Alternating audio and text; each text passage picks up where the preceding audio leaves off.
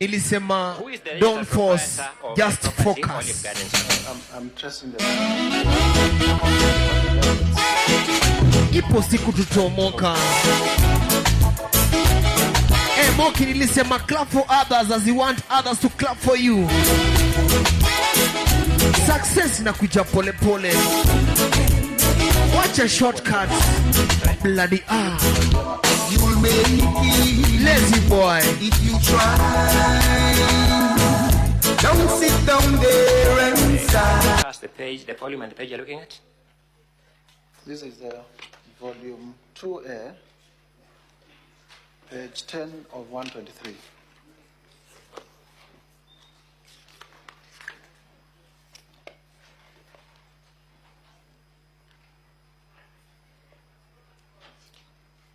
So who is that?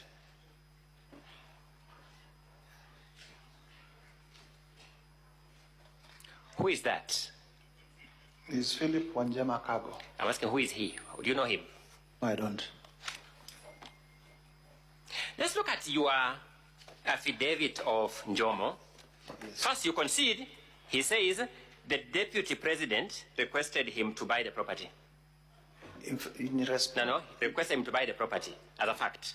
In the deputy response. I'm talking about what Njomo is saying. Njomo is saying the deputy president requested him to buy the property. They entered into a secret arrangement. No, requested him to buy the property. As a matter of fact, yes? Yes.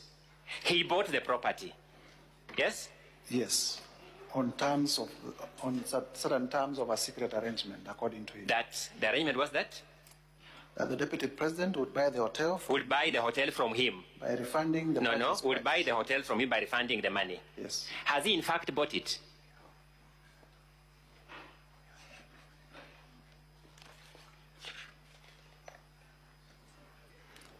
He would be the correct. Has he? No, you are the motion mover. You are here with us. You'll not run away from anything, Mr. Mutuse. Has he in fact bought it? I would imagine so. Sorry? I would imagine so. When did he buy it? I do not know. Oh, you want these senators to impeach this deputy president on your imagination? I have said, and there is nothing wrong with not knowing. I do not know. Does Mr. Peterson Njomo Mushira say that in fact the DP has bought this hotel? Does he say so, that in fact the DP has bought this hotel?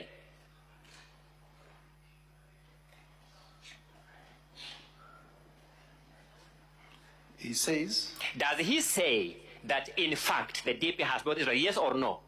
He says. Does he say that the DP has in fact bought this hotel? Yes or no? He says that the deputy president would buy the hotel from me by refunding the purchase price of 412 million set out in the agreement. And if we believe Mr. Njomo, this is a promise for a future transaction. If we believe him. Yes? he also goes if we believe Njomo, yes, what he's saying there, this is a promise for a future transaction. it would appear so. No. On the face of it, it is a promise for a future transaction, not so. It would appear so. But has that future come? Has that transaction happened to your knowledge? I believe so. What's the basis of your belief? Your own response. Sorry? In your response, in the DP's response, you say Has the DP said he has bought that property? it was bought by TM Engineering. Is that not a fact? Is that what Njomo is telling us? Yes. So what the DP is telling us, it was bought by TM Engineering, and what Njomo is telling us, it was bought by TM Engineering, factually are the same. Factually are the same. Then Njomo is bringing a new perspective to it, that the DP promised him, in future, I will buy back this hotel. Yes? And that's why he's saying. Jeme is saying, yes, the DP then, when I bought this hotel, yes, the DP then told me I intend to buy it back in future. Yes. By the way, is there any unlawfulness in a future intent to acquire property? It points to a scheme. A scheme to? A scheme to do what? It points to a scheme. To do what? To launder. Sorry? To a scheme to hide the transaction. Because Mr. Mutuse, let's also just be basic, sensible people. If we wanted to, we would just have bought it immediately. Yes. Isn't a promise to buy in the future itself, on the face of it, evidence of lack of immediate money? On the face of it. Well, that's a matter of interpretation. That's what I'm telling you now, Anders. You know you're a lawyer like me, and we are good at interpretation. In fact, we are trained in interpretation. So I'm asking you the question. Is the promise to buy in the future, on the face of it? Jomo says they have a secret, because we do not want to assume what Jomo is saying. Jomo is saying in his affidavit, there was a secret arrangement that I cover for the deputy president. I buy it to be registered in my company, and then he refunds me my money. Has that refund been done? He would be the best place to tell us. When did Jomo buy this hotel?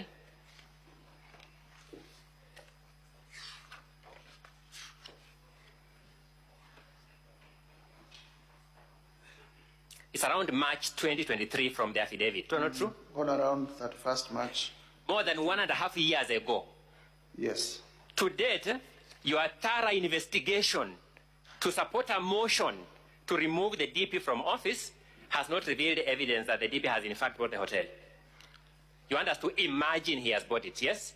My allegation is that he bought through proxy, and the proxy says, indeed, I have a secret arrangement with the deputy president to buy the hotel on his behalf as a proxy.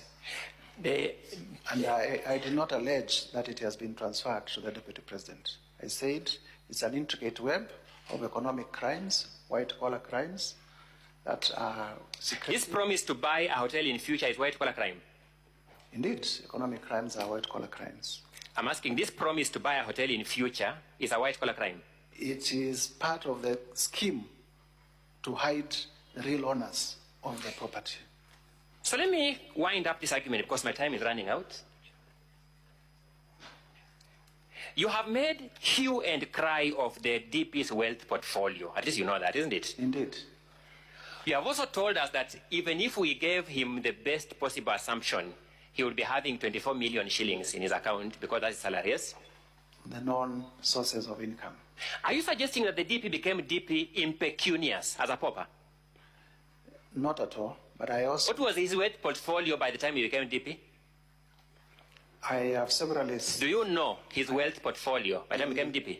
During the presidential debate, Yes. he did say that he was worth 800 million shillings. He said it was worth 800 million shillings. Yes. And you would question why he would promise in future to buy a property worth 400 million.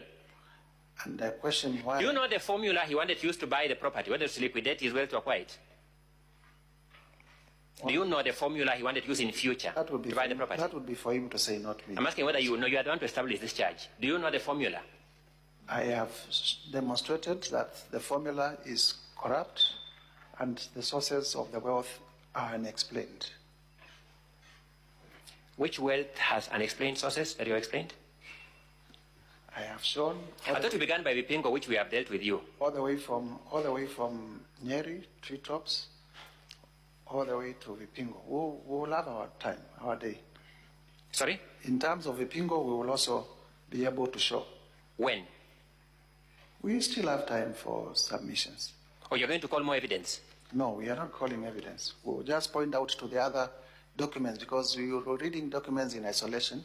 We'll also show other documents that point out to his ownership of the Vipingo Hotel. Mr. Speaker, may I invite my colleague, Mr. Masharia, to pick up from there? And thank you.